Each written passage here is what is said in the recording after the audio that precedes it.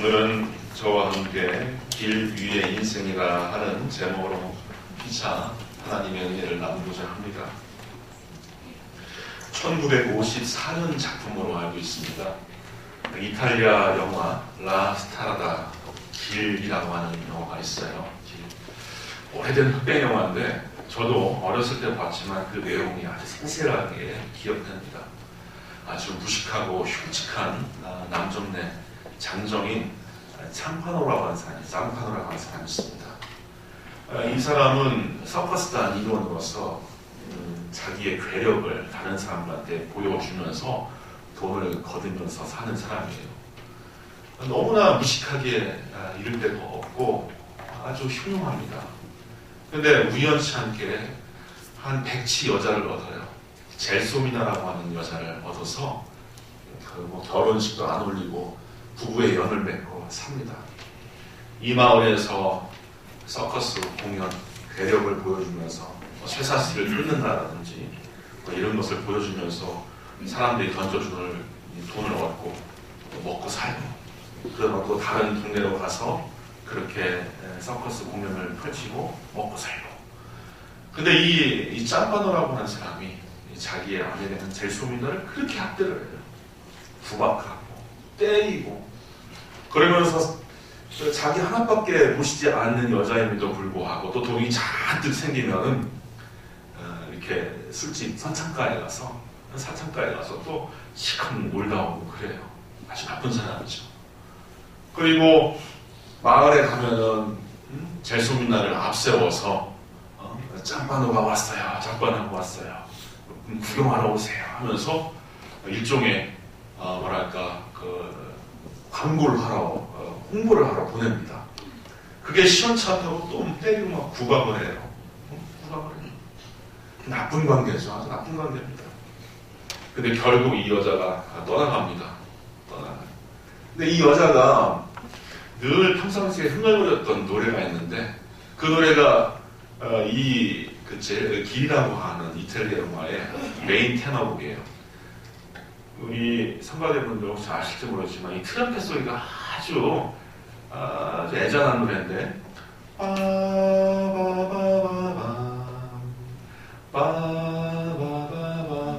이런 노래가 펼쳐지는데 그 노래를 늘 흥얼거리는데 젤소미나가 떠나간 그 세월 가운데 엉망으로 살아가면서 술 마시고 엉망으로 살아가면서 이제 무수한 세월에 다 지나갔는데 어느 마을을 이렇게 걷다 보니까 빨래를 넣는 안악이 그 노래를 흥얼거리는 거예요. 저 노래는 내 버려진 아내 젤소미나가 불렀던 노래인데 어찌미냐 생각해서 그 아주머니를 붙들고서 이 노래 어디서 배웠냐?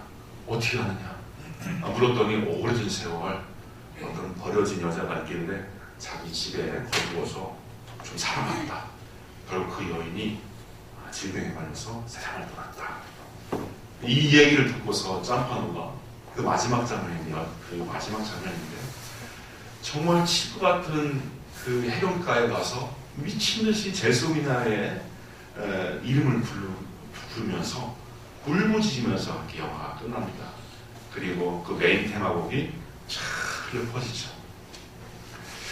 근데 이 영화가 아카데미 외국인 영화상 이제 1등으로 수상되었던 그 작품인데 이렇게 다시 한번 보게 되면은요, 인생의 본질이 길 위에 있다라고 하는 그 한 가지 사실을 너무나 잘 보여줍니다. 정처가 없이 여기에서 유숙하다가 다른 마을로 가야 되고, 그리고 그 마을에서 또 다른 마을로 가게 되고, 그러면서 함께한 사람들과 여러 가지 일들, 여러 가지 해프닝들을 나누며 싸우기도 하고 사랑을 나누기도 하고 또 배불기도 하고 실컷 먹기도 하고 하면서 이렇게 가는 그런 인생, 그것을 보여줘요. 원래 우리 한민족이 북방의 유목민족이었다라고 하는 설이 강하죠. 원래 정착하지 않았던 민족인데 농경사회로 농경을 우리가 배우면서 한반도에 이렇게 정착하고 사는데, 많은 인류학자라든지 심지어 그 신학자들 가운데서 이 노마드, 이 유목민의 그 삶을 보면서 아주 문명의 어떤 성장의 동력을 얻을 수 있게 하는, 또 크리스천들의 영성을 회복시키게 하는 놀라운 요소들을 이렇게 말하고 합니다. 노마드 스피리추얼리티라고 하는데 바로 유목민 영성이라고 하는 거예요. 우리는 오랜 세월 정착, 또 어떤 내 삶의 안전과 안보를 이렇게 누리면서 이렇게 안주하는 것을 우리가 몸에 익혀왔는데, 이 그리스도 안에서, 하나님의 섭리 안에서 그렇게 사는 것이 그다지 좋지는 않다라고 하는 거예요. 인생의 본질 자체가 하나님께서 장막을 거둬라 하면 장막을 거두고, 여기에 장막을 치라 하면 치고, 그리고 다시 떠나라 하면 떠나고 해야 하는 것이 본래 성도에게 주어진 삶의 본질인데, 많은 사람들이 그 삶의 본질을 잃어가면서 산다는 것이죠. 믿음이라고 하는 것을 어떻게 설명할 수 있을까요? 여러 방식으로 설명할 수 있는데, 믿음이라고 하는 것은 하나님의 부르심에 내가 응답하며 따라가는 것이 믿음입니다. 교회에서 소명이라고 하는 말 붙잡지 않습니까? 소명? 소명이라고 하는 말을 영어로 번역하면은 그게 calling입니다. calling. 불러주는 것, 부르는 것. 그럼 그 부름에 대해서 양된 우리는 듣고서 따라가는 것. 이게 믿음이에요. 이게 믿음. 근데 이 듣고서 따라가는 이 삶이 매일처럼 주어진다는 거예요, 원래. 매일처럼. 근데 우리는 그거를 별로 염두하지 않고, 내 눈에 보이는 내 이성적 계산의 결과로서 내가 확보할 수 있는 어떤 삶의 안보성, 삶의 확실성만 믿고 의지하지, 사실 매일처럼 하나님께서 부르시고 매일처럼 인도하시는 그 음성을 놓칠 수가 많다는 겁니다. 요한복음 10장 4절에 보면은 양의 목자 되신 예수님께서 이렇게 자신의 삶과 또 성도 간의 관계를 말씀하신 바가 있어요. 목자가 자기 양을 다 내어놓은 후에 앞서가면 양들이 그의 음성을 아는 고로 따라오되, 타인의 음성은 알지 못하는 거로 타인을 따르지 아니하고 도리어 도망하느니라. 예전에 뉴스를 보니까 재미난 해외 토픽을 봤어요. 영국의 농민들이 프랑스의 그 양과 육축들을 수입해다가 자기네가 이렇게 목장에서 기르는데, 그 새끼 양, 새끼 소였을 때부터 프랑스식 그 호출, 그거를 듣다가 이제 바다를 건너서 영국에 와서 풀어놔서 하다 보니까 이 듣지를 않는다는 거예요. 듣지를. 그래서 목자들이, 영국 목자들이 유창한 불어 발음을 배우기까지는 이것이 불가능해 보입니다. 이렇게 얘기를 하더라고요. 짐승, 미물이라고 하더라도 목자의 음성은 확실하게 들어서 목자를 따라가고요, 목자가 아닌 다른 사람의 음성은 따르지 않는 것이 소나 양의 특성이에요. 그래서 우리 양된 우리도 주님의 음성을 분명히 분별하고 거기에 따라가야 되는데, 왜 세상의 소리, 사기꾼의 음성, 어디 투자처를 얘기하는 사람의 음성, 이런 것에 현혹되지, 정말 그리스도의 음성을 우리가 정확하게 분별하고 따를 준비가 되는가, 아주 중요한 문제입니다. 한자로 길도자를 썼습니까? 머릿속에서 이렇게 떠올려 보세요. 길도자. 이게 어떻게 되어 있냐면, 이게 머리 숫자, 우두머리 머리 숫자를 쓰고요, 그리고 쉬엄쉬엄 갈 착 받침을 씁니다. 쉬엄쉬엄 갈 착. 그래서 이렇게 삐침이 되어 있는 게 쉬엄쉬엄 갈 착인데, 머리배는, 우두머리배는 목자되는 그 주인이 이끄는 대로 나머지 사람들이 따라가는 형상이 바로 길도자예요. 그래서 한자를 보면 소스라치게 놀랄 때가 많아요. 이게 너무 성경적이다. 응? 그 대주자를 봐도요. 대주자를 봐도 그 8 식구의 얘기 있지 않습니까? 그래서 노아의 홍수 얘기가 그 대주자에도 있다 이런 얘기를 하기도 하는데 이 도자를 봐도 그렇습니다. 주인 되는 우두머리 되는 자의 길을 쫓아가고 그것도 쉬엄쉬엄 그러니까 여기에 머물라 하면 머물러야 되고 이제 갈 길을 가자 하면 가야 되고 이렇게 가는 것이 그게 도라는 거예요. 다른 유창한 뜻이 있는 게 아니라. 그리고 오늘 본문을 우리가 함께 읽었는데 정말 새겨들어야 될 부분이 있습니다. 목자를 따라갈 때는요 우리가 갈 바를 알지 못하고 나아갈 수밖에 없다는 거예요. 오늘 8절에 하반절에 보면은 장래의 유업으로 받을 땅에 나아갈새 갈 바를 알지 못하고 나아갔으며 했어요. 이거 인간들이 아주 싫어하는 부분입니다. 아주 싫어하는 부분이에요. 목자가 인도하는데 그냥 따라가지만 갈 바를 알지 못하고 간다는 것은요 우리 삶의 그 불확실성과 그 우발성을 우리가 껴안고 간다는 얘기예요. 어떻게 보면 상당히 위험천만한 길입니다. 위험천만한 길. 만약에 우리 사회 전체가 안보적으로 경제적으로 우발성과 불확실성이 아주 가득하다. 그러면요 우리나라에 투자했던 모든 자금들이 다 빠져나가 버립니다. 예를 들어서 전쟁 위기가 있을 수 있다.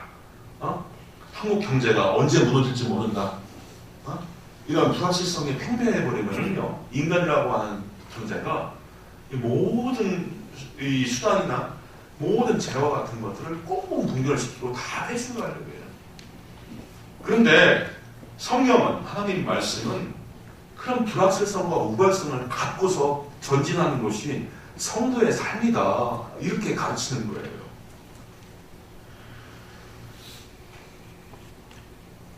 근데 왜 성도의 삶이 그럴 수밖에 없냐면요 하나님이 하나님이기 때문이에요. 하나님이 인도하신 그 길이 인간의 눈에 또 양의 눈에 빤히 보이면 목자가 아니라 양일 뿐이고 인간의 눈에 하나님이 인도하신 길, 그 앞선 길이 빤히 보이면 하나님이 안 되는 거예요. 하나님이 전능하시고 전지하시고 신묘하시고 깊으신 지혜 가운데서 우리를 이끄신다고 하면은 그게 안 보여야지 하나님이 되시는 거예요. 아주 역설적인 것인데. 그래서 이사야 55장 8절에 보면은 내 생각이 너희 생각과 다르며 내 길은 너희 길과 다름이라 했습니다. 이것 때문에 사실 우리의 고민이 있을 수가 있습니다. 하나님, 좀 내가 인정하고 내가 신뢰하고 의뢰할 수 있을 만큼 보여주옵소서. 그게 나에게 좀 보여져야지 좀 내가 안심하겠나이다. 하지만 하나님의 입장에서 깊고 신묘한 지혜를 갖고 계신 입장에서 그거를 양의 수준에, 인간의 수준에 그걸 내보일 수 없는 문제가 있어요. 우리의 지적인 한계나 우리의 통찰력이나 우리의 상상력이나 우리의 종교적인 그 수준에, 우리의 신앙적인 수준에 그게 맞지 않기 때문에 절대로 보여줘도 볼 수가 없고 알 수가 없고 알려줘도 그걸 깨닫지 못하는 수준이기 때문에 결국 하나님의 생각과 우리의 생각이 다르고 또 하나님의 길과 우리의 길이 같을 수가 없는 겁니다. 로마서 1장 33절에 사도 바울도 그리하여 깊도다 하나님의 지혜와 지식의 풍성함이요 그의 판단은 헤아리지 못할 것이고 그의 길은 찾지 못하리로다 했어요. 이런 하나님을 우리가 주, 목자로 따라가야 하니 저나 우리 성도님들이 참 마음이 괴롭기도 하고 힘들기도 하는 거예요. 하지만 오늘 본문 8절을 우리가 유심히 보면요 중간 기점을 가야 하는 그 길이라고 하는 것은 갈 바를 알지 못하는 길이지만 최종 목적지는 장래의 유업이다 하겠어요. 장래인 것. 그러니까 어떻게 가든 어떤 굴곡과 어떤 음침한 길로 다닌다 하더라도 최종 목적지는 장래의 유업이다라고 밝혀주고 있어요. 그리고 10절에 하나님이 계획하시고 지으실 터가 있는 성이라고 했어요. 세상 사람들과 성도의 삶이 달라지는 부분은 세상 사람들은 이 길을 걷다가 어떤 길이 나올지, 이 길을 걷다 어떤 길이 나올지, 또 어떤 목적지가 나올지 모르는 길이에요.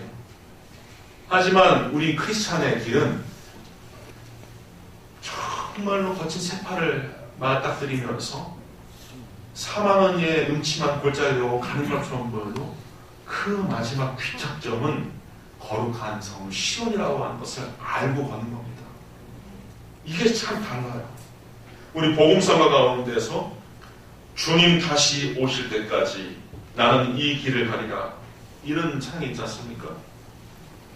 좁은 문 좁은 길 나의 십자가 지고 나의 가는 이 길 끝에서 나는 주님을 보리라, 이 찬양이 있지 않습니까?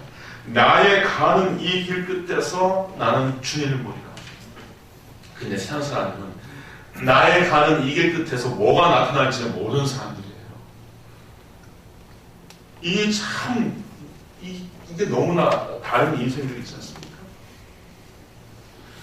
갈 바를 알지 못하고 가는 길의 대명사가 성경을 찾아보면은 바로 출애굽 이후에 40년 동안 펼쳐진 광야길입니다.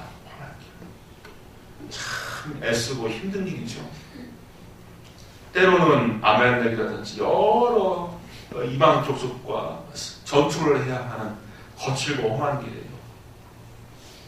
그렇지만 하나님께서 하루하루의 현존 가운데 불기둥과 굴기둥으로 인도하셨던 길이고, 인간적으로는 고단한 길이었고 불안하고 원망스러운 길이었지만 신명기에 모세가 그 거칠고 험한 길을 다 걸어낸 이후에 뭐라고 설명을 하냐면은, 봐라 얘들아, 이스라엘아 들어라, 주께서 40년 동안 너희를 광야에서 인도하게 하셨거니와 너희 몸에 옷이 낡아지지 아니하였고 너희의 발에 신이 헤어지지 아니하였느니라. 40년 동안 걸었지만 하나님께서 너희와 함께 계심으로 몸에 옷이 낡아지지 아니하였고 너의 발에 신이 헤어지지 않았다. 여기에 아주 놀라운 상징적인 믿음의 의미가 있어요. 그러니까 아무리 어렵고 힘든 세월을 견뎌낸 것처럼 보여도 아마 우리의 인생의 말미에서 우리의 과거를 돌아보면은 내 마음만 졸였을 뿐이지, 야, 하나님께서 나를 철저하게 안위하셨구나, 안보하셨구나, 하나님의 평안 가운데 나를 두셨구나 하는 것을 발견해낸다는 얘기예요. 그래서 출애굽기 19장 4절에도 하나님께서 말씀하시죠. 내가 애굽 사람에게 어떻게 행하였음과 내가 어떻게 독수리 날개로 너희를 업어 내게로 인도하였음을 너희가 보았느니라. 독수리가 그 새끼를 날개 위에 업어서 옮기듯이, 그게 우리 눈에 볼 때는 참 힘든 세월이었지만 정작 그 세월을 영적으로 보자니까 하나님께서 업어서 우리를 인도하셔서 내었다는 길이라는 거예요. 반면에 인간 본위로 화실성을 어디로 갈 때 우리가 그 죄를 지키기 쉽습니다. 그러니까 나의 안보, 나의 삶의 평안, 나의 안전을 내가 확보할 때 인간은 반드시 죄 지키기 마련이에요. 대표적인 사건이 바로 선악과 사건입니다. 하나님께서 에덴에서 날마다 먹이 주시고 날마다 보호하시지만 아담과 하와의 마음 가운데서 이렇게 먹고 사는 게 언제까지일까? 내 앞날은 어떻게 펼쳐지는 것일까? 좀 더 확실하고 좀 더 내가 인정할 만큼 뭔가 보였으면 좋겠다 할 때 마귀가 욕하는 거 아닙니까? 까먹어라. 내 눈이 밝아져서 하나님처럼 되고 내 눈이 밝아져서 하나님처럼 될 것이다. 그러니까 하나님의 인도하심, 하나님께서 간섭하심 싫다 이거예요. 내가 내 인생의 주로, 내가 내 인생의 하나님으로 어떤 확실성을 내가 보장해야 되겠다라고 하는 마음 가운데서 그 유혹에 넘어가서 선악과를 먹게 되는 겁니다. 자기 운명에 대한 확실한 보장을 위하여서 인간이 의지하고자 하는 그 으뜸은 재물인 거죠. 누가복음에 땅 부자가 나오잖아요. 땅 부자 비유가. 어느 해에 이 부자가 가을맞이 소출이 어마어마하게 많은 거예요. 그러니까 이 사람이 스스로 독백하면서 흡족해하면서 얘기하잖아요. 내가 내 영혼에게 이르되 영혼아 여러 해 쓸 물건을 많이 쌓아 두었으니 평안히 쉬고 먹고 마시고 즐거워하자 하리라 하되 하나님은 이르시되 어리석은 자여 오늘 밤 내 영혼을 도로 찾으리니 그러면 네 준비한 것이 누구의 것이 되겠느냐 하셨으니 자기를 위하여 재물을 쌓아두고 하나님께 대하여 부유하지 못한 자가 이와 같으리라 했어요. 그러니까 내 안전, 내 삶의 평안을 위해서 재물을 의지하고 많이 쌓아둬도 섭리하신 하나님, 인생의 주제자 되시는 하나님의 손 아래에서 이렇게 전복될 수도 있고 저렇게 뒤집어질 수도 있는 거예요. 그러니까 재물도 의지를 못합니다. 재물도. 돈은 언젠가 떠나가기 마련이고요. 많은 경우에 돈 때문에 불행해지곤 합니다. 이렇게 추운 겨울날 가끔 이렇게 존멸하는 이 형광등불처럼 어린 시절이 이렇게 떠오르기도 해요. 어린 시절. 아버지가 경찰 공무원이었고 그 박봉에 어머니가 그 자그마한 의상실을 경영하면서 대전에 오래된 그 재래시장인 인동시장이라고 하는 곳에서 제가 대략 2살에서 9살까지 컸어요. 그냥 방 하나에 4식구, 그때 당시 4식구가 살았는데 4식구가 살면서 이렇게 오순도순 살면서 이렇게 춥은 겨울날인데도 두 아들이 엄마한테 아이스크림이 먹고 싶어요. 그거는 그때 당시 500원짜리 지폐가 있었어요. 기억하시는 분이 계십니다. 그걸 이렇게 내줘요.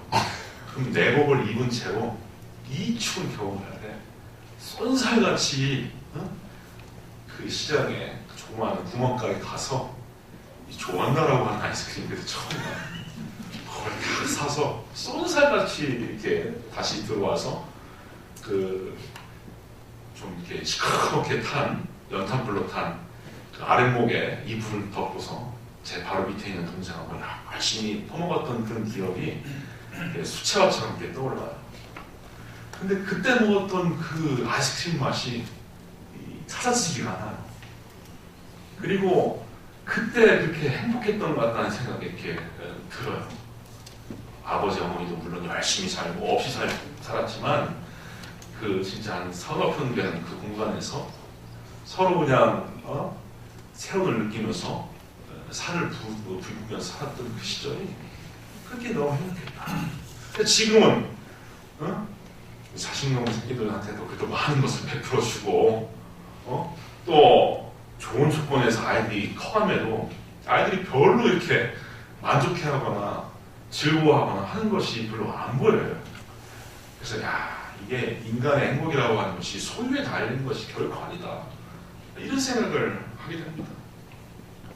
지난주에 보니까 그 소위 비트코인에 투자했던 20대 명문대 학생이 아니 그 앞길이 찬찬한 학생이요.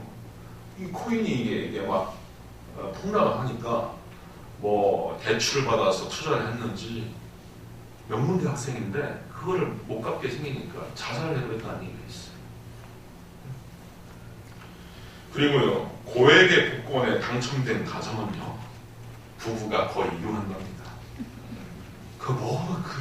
그러면 그렇게 살 바에 뭐가 복권에 당첨될 필요가 있습니까? 길어 보이는 인생이지만 우리의 인생은 잠깐 걷다 가는 길이다 하는 사실을 우리가 깨달아야 될 필요가 있습니다. 많은 사람들이 이 길 위에서 경쟁을 하면서 하나님의 형상의 본질을 놓쳐버려요. 아주 비인간적인 삶을 삽니다. 경쟁하면서요. 사랑하며 배려하며 아끼며 살아도 짧은 인생인데 소유와 명예에 대한 욕심 때문에 하나님의 형상처럼 살지 못하고 짐승처럼 살 때가 많아요. 믿음이 없던 제자들이 했던 그런 일들이 떠올립니다. 마가복음 9장 33절에 보면 예전에 마가복음의 그 해석을 보면 노 중에서 이렇게 되어 있어요. 길 위에서 가버나움에 이르러 집에 계실새 제자들에게 물으시되 너희가 길에서 서로 토론한 것이 무엇이냐? 헬라어로 보면 이 토론이라고 되어 있지 않고 논쟁하고 다툰 것이라고 되어 있어요. 너희들이 길에서 논쟁하고 다툰 것이 뭐냐? 이게 오늘날 우리 화두가 될 수 있어요. 우리 인생길에서 이 길 같은 이 인생 가운데 다투는 것이 뭐냐? 다투는 것이 뭐냐? 예수님께서 가버나움에서 문득 그게 떠올라서 야, 아까 너희들 길에서 옥신각신 막 다투던데 길에서 뭘 가지고 싸웠냐? 그들이 잠잠하니 이는 길에서 서로 누가 크냐 하고 쟁론하였습니다. 누가 크냐? 길 위에서 누가 수지자냐? 예루살렘에 입성하면은 예수님께서 이제 왕의 보좌에 올라가실 텐데 누가 좌의정하고 누가 우의정할 거냐? 이거 가지고 싸운 거예요. 사람들이 말을 못해. 그러니까 예수님께서 뭐라고 교훈하십니까? 예수께서 앉으사 12 제자를 불러서 이르시되 누구든지 첫째가 되고자 하면 무사람의 끝이 되며 무사람을 섬기는 자가 되어야 하리라 했습니다. 예수님은 무사람의 첫째 아닙니까? 무사람의 으뜸이에요. 그 자신이 어떻게 살았습니까? 세상 모든 죄를 위하여서 원수 노릇하는 사람을 위해서 자기의 목숨을 내어주고 살을 찌시고 피를 흘리기까지 우리를 섬겨주셨어요. 그러니 만유의 주가 되시는 겁니다. 만군의 왕이 되시고 만주의 주가 되시는 거예요. 그래서 예수님만이 우리가 따라가야 할 완전한 길이 되십니다. 예수님만이 우리 표본이에요. 예수님의 제자답게 예수님의 가신 길대로만 걸으면 우리는 망하지 않습니다. 절대로 망하지 않습니다. 확실합니다. 예수님만 믿고 예수님만 따르고 예수님의 목자의 음성만 가면은 이 중에 있는 어떤 분도 절대로 망하지 않고요. 반드시 거룩한 성 시온산에서 그 정상에서 우리가 함께 승리의 노래를 부르면서 서게 되는 겁니다. 가는 길이 고달프고 어려울 수가 있어요.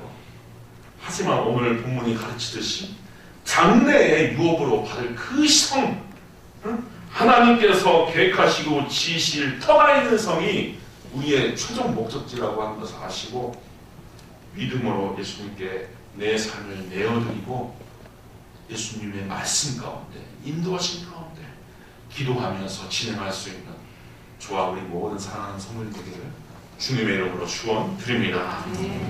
기도하겠습니다. 아버지 하나님, 세상에 어둡고 혼란스러운 일을 바라보고 또 내 자신의 삶의 지경에서 펼쳐지는 복잡하고 요란스러운 일을 바라보면서 우리가 낙심하고 불신할 때가 많습니다. 우리의 믿음 없음을 용서하여 주시고 성령 하나님을 통하여 큰 믿음 허락하여 주시사 우리의 목자 되시고 우리의 주자 되신 우리 예수님을 굳건히 따라갈 수 있는 참된 제자로 참된 양으로 살아갈 수 있도록 하여 주옵소서. 예수님의 이름으로 기도하옵나이다.